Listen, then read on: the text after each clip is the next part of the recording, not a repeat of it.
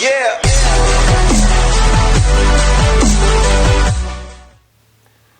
Hey guys, welcome back to the channel. Today I am here to talk about the latest film from A24, which is Love Lies Bleeding, directed by Rose Glass, starring Kristen Stewart, Katie O'Brien, Jenna Malone, Anna Baryshnikov, Dave Franco, and Ed Harris. And this is set in the 80s at a gym where Kristen Stewart's character Lou works as a manager. She sees this gym rat played by Katie O'Brien, and they form this relationship that may not have long-lasting ramifications on both their lives, both good and bad. I guess that's all I'll say. I mean, if you've seen the trailers, you know what it's about. If you've seen the movie, you know even better.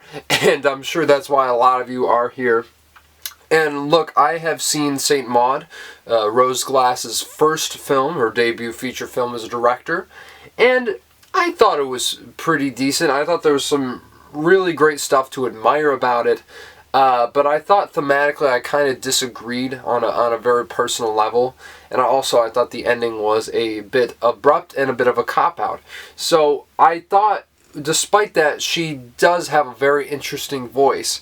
And she was one of those filmmakers where I'm like, well, even though I didn't quite love this project, I can't wait to see what she does next. And so when I heard this movie was premiering at Sundance, I'm like, oh, I can't wait to see this in theaters. Of course, I only got to see the movies online if you saw my review of those. But this was one of my most anticipated from Sundance this year. And I heard great things about it going in, so I was excited. And I figured I might have loved it.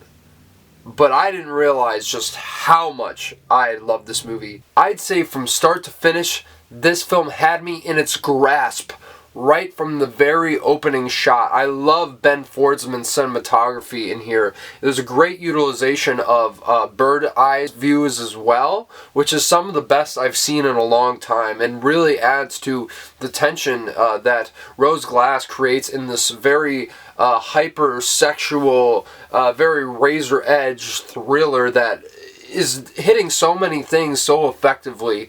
And it's kind of astounding, like, how great this film is from top to bottom. This script is so well threaded, and the character work here is just absolutely exceptional, especially from Kristen Stewart as Lou. I mean, this is one of her best performances, and I'd say this is one of the best performances of the year so far. And yet again, her face literally has such a history to it, and you can tell she's embodying that every second she reacts to something, every second she's on screen. It's really, really brilliant work from Kristen Stewart, and I don't think she's given a single weak performance in the past, I want to say, 7 years. I mean, she's absolutely phenomenal, and I love where her career has taken her so far. But I'd put this up there with Spencer, I think, is one of her absolute best roles. And also Katie O'Brien, what a find. I mean, she was in Ant-Man and the Wasp: Quantumania, which we don't really need to talk about.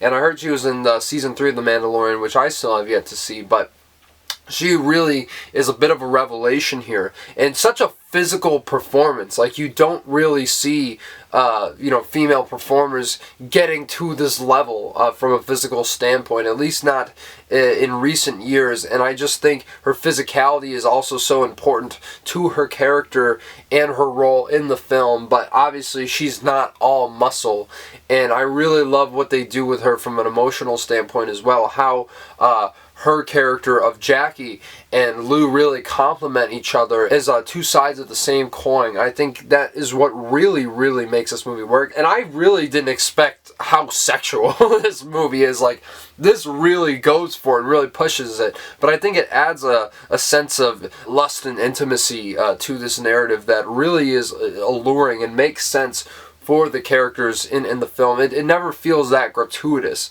like Saltburn, you could say.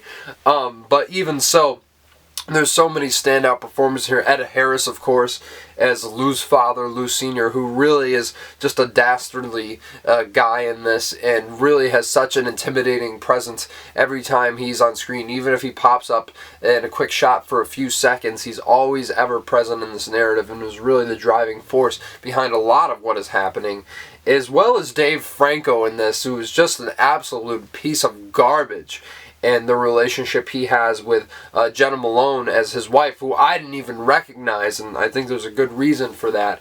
And I absolutely love what they do with all of the characters in this. Yet again, this is some of the best character work I've seen in a while. And I think this is also added to the very incredible, very visionary directing from Rose Glass. This is one of the absolute best directed movies of the year. And I really love seeing, like, how creative this film is. You know, just in the use of its sound design, which, I'm going to be honest, I think this is some of the best sound design I've heard in a long time. Maybe even better than Zone of Interest. Well, at least for me, personally, right? But just the way that these sound effects are just so jarring, but so creative, and also the way they warp voices throughout the narrative to kind of add the psychedelic undertone to the film and the story. It really, really is astounding. And I could say the same for the editing. This is the best editing I've seen all year so far. And it's so precise and so pointed.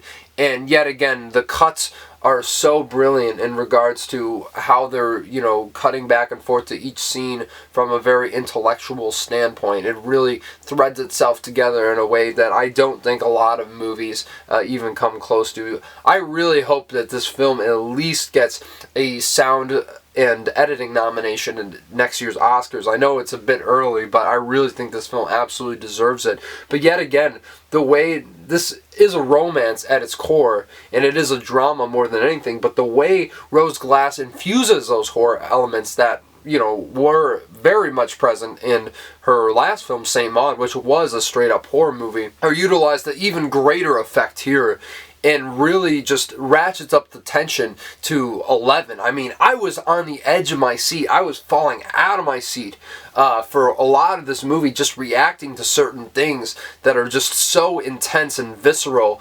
And my goodness, this film, I gotta warn you guys, it is gory. And there's one scene that might be the most brutal thing I've seen in a movie in a long time. And it literally had my jaw on the floor.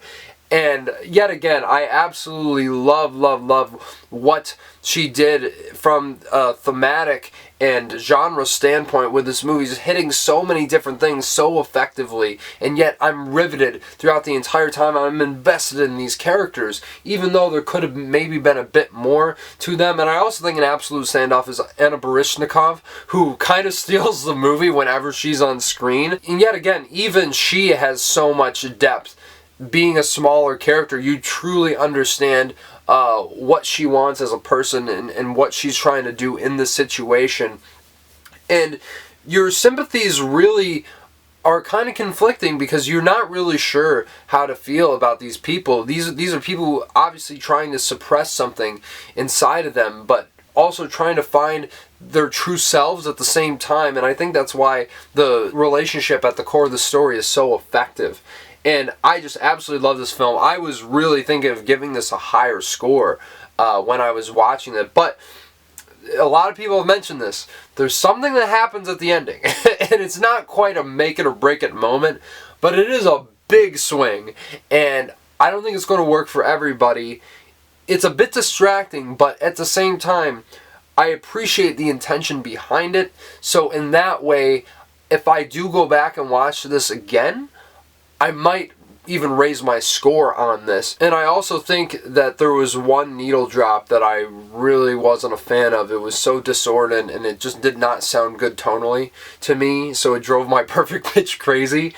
But I will say Clint Mansell's score, very, very synth-driven. It really feels like it fits perfectly within an 80s inspired thriller, which this absolutely is. I think it's one of the absolute best scores of the year, and really, really innovative, really, really cool. Really adds to the tension that's already being created. I mean, yet again, the situations and conflicts that are written in this film are so well plotted and executed in so many levels that this really is such a riveting watch. I did not expect to love Love Lies Bleeding as much as I did, but I can tell you for certain that it is one of the absolute best movies of the year.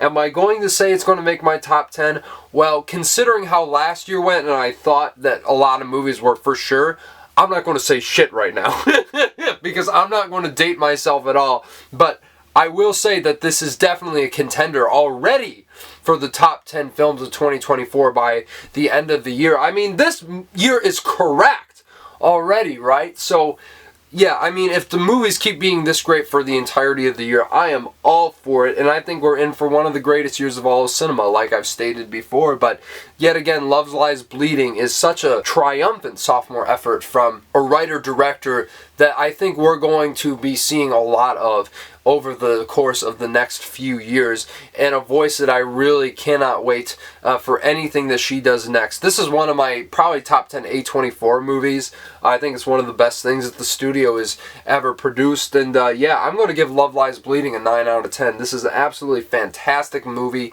riveting watch from start to finish, and I cannot wait to hear what you guys think about it down in the comments below, or if you're going to see it, how excited you are for it. And if you want to hear my more spoiler-filled thoughts on this, you can check out the episode of Talkin' TV I was on right up here, and we kind of dive in a lot more into the thematic implications and the spoilers in the film, so be sure to check that out if you are interested. It's a very good episode. Had a great conversation with both Dom and Kristen there, so please be free to check that out if you wish. And of course, smash the like button, subscribe to the channel. Going to be more movie reviews like this hopefully very, very soon. And also, I'm going to try to get to the next review in the On Wax series. Of course, I'm going to be talking about the latest from Casey Musgraves, Deeper Well. Very excited to talk about that one at some point within the next week here. I will definitely have that review up for you guys. And yeah, until then, you guys take it easy and have a good one.